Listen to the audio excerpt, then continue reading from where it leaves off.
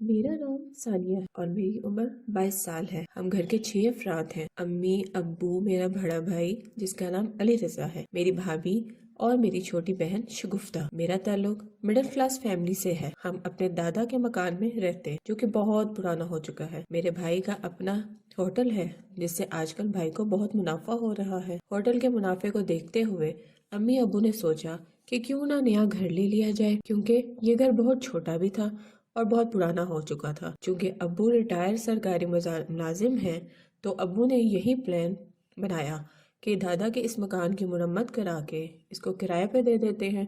अम्मी अब्बू ने भाई से बातचीत की, जिस पर भाई ने भी अपनी रजामंदी जाहिर कर दी और 1 महीने के बाद घर के लिए जगह खरीद ली गई। खास तौर पर मैं और मेरी भाभी और मेरी छोटी बहन हमने घर का सोच के बहुत खुश थे। नई जगह को लेकर सबके दिलों में खदशात तो होते हैं, हमारे दिल में भी थे।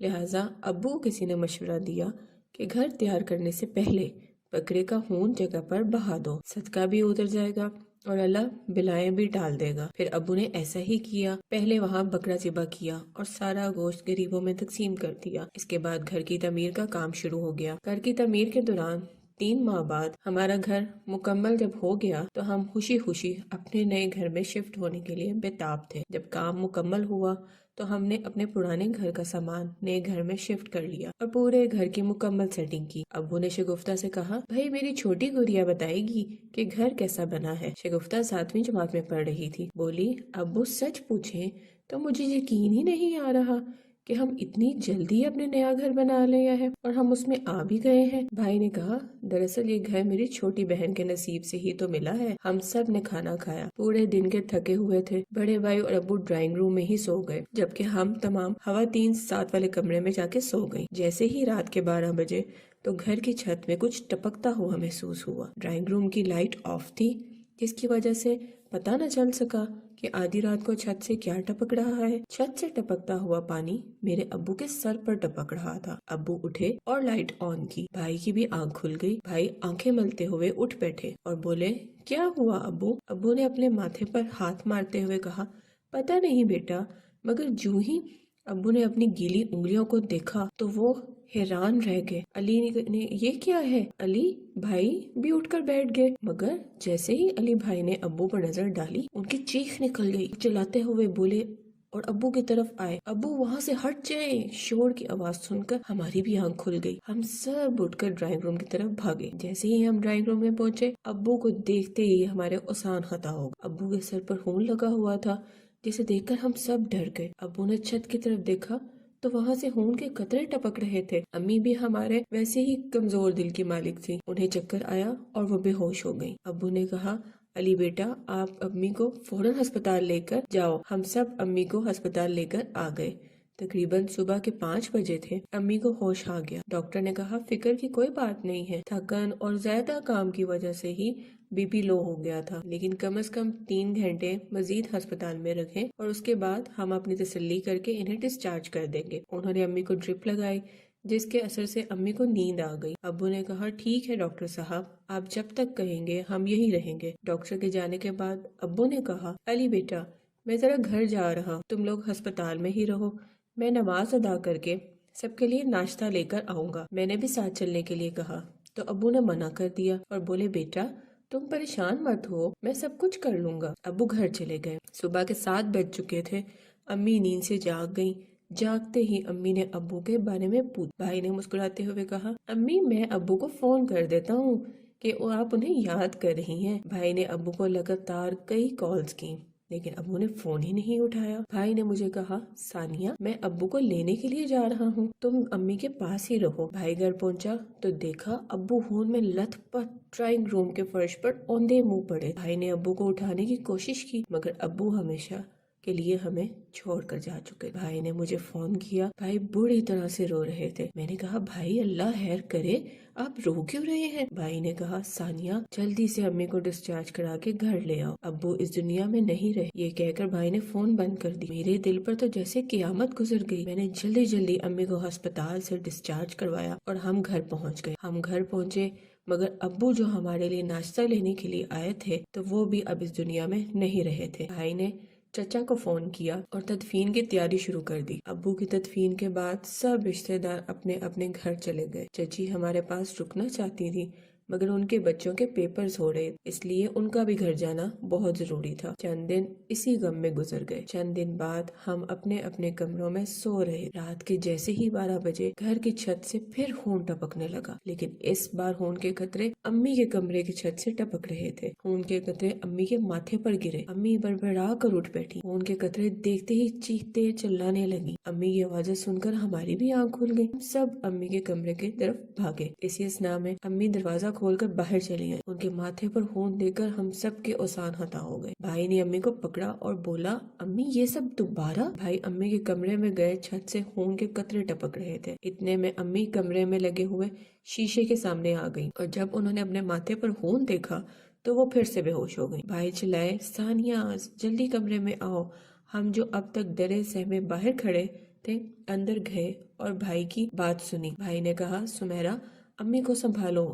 بھائی اور بھابھی نے مل کر امی کو سہارا دیا۔ بھائی امی کو اپنے کمرے میں لے گئے، انہیں بیڈ پر لٹایا۔ ہم امی کے ہاتھ پاؤں سہلانے لگے۔ بھائی نے ڈاکٹر کو فون کر کے گھر بلا لیا۔ ڈاکٹر کچھ ہی دیر میں گھر پہنچ گیا۔ اس نے امی کا معائنہ کیا، انجیکشن دیا اور بولا بی پی لو ہو گیا ہے، امی کچھ دیر تک ہوش میں آ جائیں گی۔ ڈاکٹر چلا گیا۔ 1 گھنٹے بعد امی کو ہوش تو آیا لیکن ساتھ ہی انہیں بہت تیز بخار بھی چڑھ گیا۔ ہم پوری رات امی کے پاس بیٹھے رہے اور ان کے ماتھے پر ٹھنڈی پٹیاں رکھتے رہے۔ فجر کے وقت امی کا بخار نارمل ہو گیا تو وہ سو گئی۔ ہم نے بھی فجر کی نماز ادا کی اور اپنے کمرے میں آرام کرنے کے لیے چلے گئے۔ صبح کے 8 بجے بھائی مجھے اٹھا رہے تھے، ثانیہ اٹھ جاؤ، امی اس دنیا میں نہیں رہی، ابو کی طرح وہ بھی ہمیں چھوڑ کر چلی گئی ہیں۔ ہمارے گھر پر تو جیسے آفت ہی ٹوٹ پڑی تھی۔ ابو کی موت کے بعد امی کے جانے کا صدمہ ہم سب پر عمر بھر کے لیے بہت کافی تھا۔ ہم سب اللہ کی امانت ہیں، سب نے اللہ کی طرف واپس پلٹ جانا ہے، لیکن یوں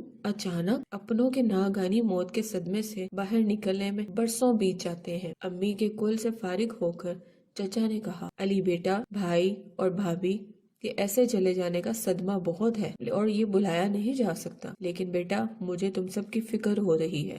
مجھے یہ تم لوگوں کا گھر ٹھیک نہیں لگ رہا، یہاں کچھ تو غلط ہے۔ علی بیٹا، میں ایک بزرگ کو جانتا ہوں اور روحانی مسئلہ کرواتے ہیں، بیٹا ہمیں ان کے پاس چلنا چاہیے۔ میں نے بھی ان کے پاس جانے کی حامی بھر لی۔ چچا اور بھائی بزرگ سے ملنے کے لیے چلے گئے۔ بزرگ کو سارا ماجرا سنایا۔ بزرگ کچھ دیر بعد تسبیح پڑھتے رہے اور پھر کہنے لگے، بیٹا تم نے آنے میں بڑی دیر کر دی ہے مگر ہم ہونے والے مزید نقصان کو روک سکتے ہیں۔ چچا جان بزرگ کو گھر لے آئے کیونکہ گھر میں جو کچھ ہو رہا تھا انہیں سمجھنے کے لیے بزرگ کا گھر آنا ہی ضروری تھا۔ بزرگ گھر آئے تو انہوں نے سب کو لان میں بلا لیا۔ ہم سب لان میں آ گئے لیکن بھابھی باہر نہ آئی۔ بزرگ نے ہم سے پوچھا کہ کوئی رہ تو نہیں گیا ہے جو باہر نہ آیا ہو؟ بھائی نے کہا، بابا جی میری بیوی نہیں آئی ابھی تک۔ بزرگ نے کہا کہ کوئی بات نہیں، پھر ہم اندر جاتے ہیں۔ جب ہم سب بھابھی کے کمرے میں گئے تو بھابھی ہمیں دیکھ کر کہیں بھی نہ دکھائی دے رہی تھی، وہ کہیں ہمیں نظر ہی نہیں آ رہی تھی۔ بھائی نے بھابھی کو مسلسل آوازیں دی، سمیرا سمیرا کہاں ہو؟ پھر اچانک کیا ہوا کہ اچانک بیڈ کے نیچے سے کسی کے گھرانے کی آواز آئی۔ ہم نے بیڈ کے نیچے دیکھا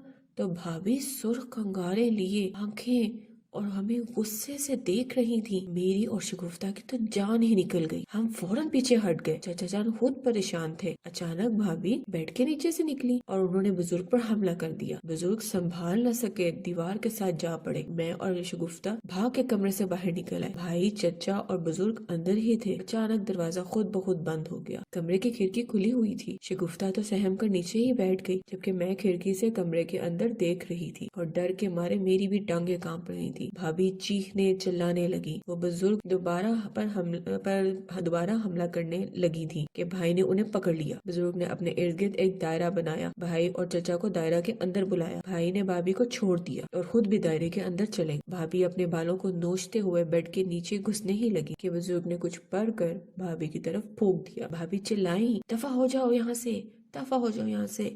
بزرگ نے کہا، عبداللہ इसे पकड़ लो और पकड़ के बिठाओ। मैं ये सुनकर परेशान हो गई कि अब्दुल्ला नाम का तो कोई शख्स ही नहीं है, मगर बाद में मुझे पता चला कि बुजुर्ग ने जिन्नात को भी कब्जे में कर रखा, जबकि कुछ जिन्नात उनके मुरीद भी। दरअसल अब्दुल्ला जिन्नों का सरदार था, जिसे बुजुर्ग ने अपने इल्म से बुलाया था। अचानक भाभी को एक झटका सा लगा और भाभी घुटनों के बल बैठ गई। बुजुर्ग ने भाभी से पूछा कि कौन हो तुम? भाभी ने दहशत बड़ी आंखों से उनको देखा और बोली, मैं जिन हूँ। बुजुर्ग ने पूछा, नाम क्या है तुम्हारा? जिस पर उसने जवाब दिया, मेरा नाम लो सफर है। फिर बुजुर्ग ने उससे पूछा कि तूने इस घर के 2 अफराद की जान ले ली है, आखिर क्यों? भाभी ने जवाब दिया, जिस जगह इन्होंने घर बनाया है ये जगह मेरे थी, मैं यहाँ रहता, इसलिए मैं यहाँ किसी को रहने नहीं दूंगा, मैं सबको मार दूंगा। इन लोगों ने मेरा घर बर्बाद कर दिया है। बुजुर्ग ने कहा, तो इस लड़की से क्या चाहता है? जिसने जवाब दिया, जिस वक्त यहाँ बकरा ज़िबा किया जा रहा था, बकरा ज़िबा करने से पहले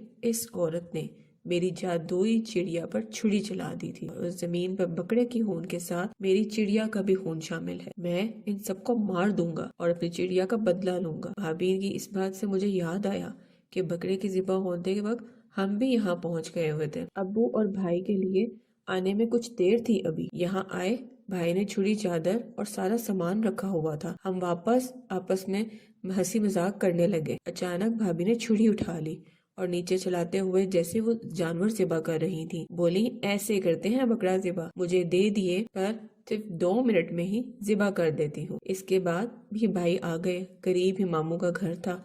हम सब मामू के घर चले गए, मगर इस बात की हमें पता ही न था कि यहाँ जादुई चिड़िया भी है। अगर वो वहाँ बैठी हुई होती थी तो हमें नजर आ जाती, पर हमें तो कुछ नजर नहीं आया। इसमें हमारा क्या कसूर है? हमने दानस्ता कुछ नहीं किया था। बुजुर्ग ने भी यही बात भाभी से की कि तुम अपनी चिड़िया को संभाल के रखते, जो भी हुआ वो महज एक हादसा था, इसमें किसी का कोई कसूर नहीं था। मगर भाभी गुस्से में आ गई और उसी लम्हे भाभी को दोबारा बुजुर्ग पर हमला कर दिया। बुजुर्ग बोले, मेरे अब्दुल्ला, इसको रोको। भाभी फर्श पर जा बैठी और अब्दुल्ला, जिनने उन्हें काबू में कर रखा था, उन्हें काबू करना हमारे बस की बात नहीं थी। अचानक भाभी जमीन पर गिर गई। बुजुर्ग गरजे, लोफर जिन, तुम इस लड़की को छोड़ दो, नहीं तो मैं तुम्हें मजबूरन मार दूंगा। लोफर जिन ने साफ इनकार कर दिया। तब बुजुर्ग ने कहा, अब्दुल्ला, लोफर जिन को पकड़ लो, क्योंकि नाफरमान जिन्नात को या तो मार देना चाहिए या कैद कर देना चाहिए। मगर भाभी के अंदर जो भी जिन या शैतान था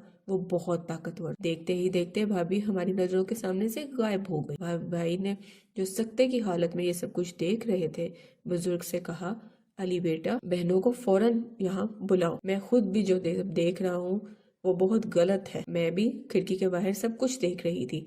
मैंने शगुफ्ता को उठाया और कमरे के अंदर भाग गई। बुजुर्ग ने कहा, बेटियों, दायरे के अंदर आ जाओ, जल्दी करो। हम जल्दी से दायरे की तरफ भागे। मैं तो दायरे के अंदर चली आई, मगर शगुफ्ता चिल्लाने लगी। मैंने मुड़कर देखा तो कोई अनजानी अनदेखी कुव्वत उसे कमरे से बाहर खींच रही थी। शगुफ्ता चिल्ला रही थी, सानिया बाजी, मुझे बचाओ। भाई शगुफ्ता की तरफ भागे। बुजुर्ग चिल्लाने लगे, रुक जाओ, रुक जाओ। अली मगर भाई शगुफ्ता की तरफ लपक रहे थे।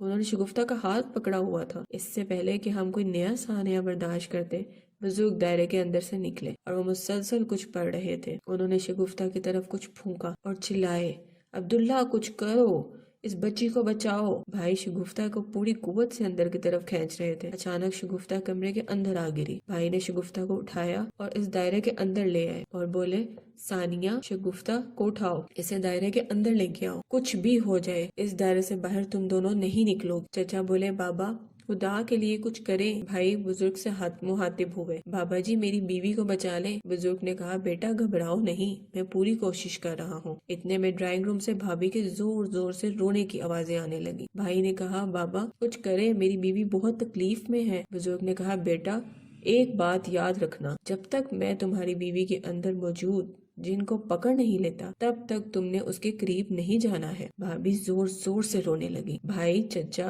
बाबा और ड्राइंग रूम की तरफ सब भाग गए। भाभी सोफे के पीछे बैठी हुई थी। भाई ने कहा, भले सुमेरा, क्या हो रहा है तुम्हें? बाबा ने कहा, अली, रुक जाओ, रुक जाओ, वो सिर्फ तुम्हारी बीवी नहीं है, बल्कि उसके अंदर एक शैतान है। इसी लम्हे भाभी सोफे के पीछे से निकली और उन्होंने छत की तरफ दौड़ लगा दी। ये देखते ही भाई, चचा और बाबा ने भी छत की तरफ दौड़ लगा दी। बाबा चिल्लाते रहे, रुक जाओ, रुक जाओ अली, ورنہ بہت نقصان ہو جائے گا۔ مگر بھائی نہ رکے۔ بھائی، چچا اور بابا چھت پر جا پہنچے۔ بھابھی چھت کے بیچوں بیچ کھڑی تھی۔ بھائی نے کہا، سمیرا دیکھو، میں تمہیں کسی قیمت پر کھونا نہیں چاہتا، میرے پاس آ جاؤ، سب ٹھیک ہو جائے گا۔ مگر بھابھی نے کہکا لگایا، اتنے میں جیسے بھائی کو کسی نے پکڑ لیا۔ بھابھی نے منہ سے عجیب و غریب آوازیں نکالی اور خود کو چھڑانے کی کوشش کر رہی تھی۔ اچانک بھابھی زمین پر جا گری۔ انہوں نے چھت کے کنارے کی طرف بھاگنا شروع کر دیا۔ بھائی نے یہ دیکھا تو وہ بھابھی کی طرف بھاگے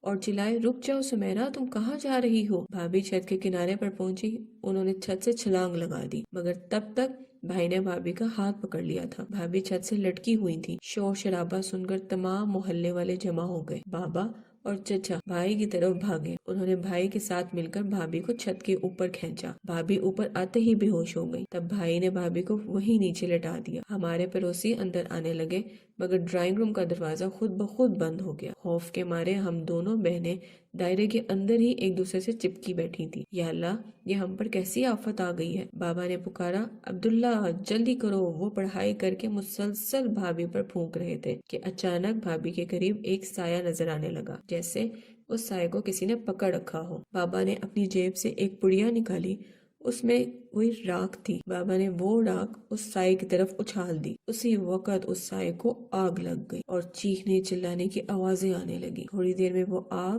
اور سایہ غائب ہو گیا۔ بند دروازے کھل گئے، سب کچھ نارمل ہو گیا۔ بزرگ واپس چلے گئے، مگر اس دن کے بعد ہم نے وہ گھر چھوڑ دیا۔ بھائی نے کچھ عرصہ بعد اس گھر کو بیچ دیا۔ اس گھر نے ہم سے ہمارے والدین چھین لیے تھے۔ میں آج بھی ان لمحات تک کو یاد کر کے آج بھی روتی ہوں، اور جب بھی یاد آتے ہیں یہ لمحے تو میری روح کانپ جاتی ہے۔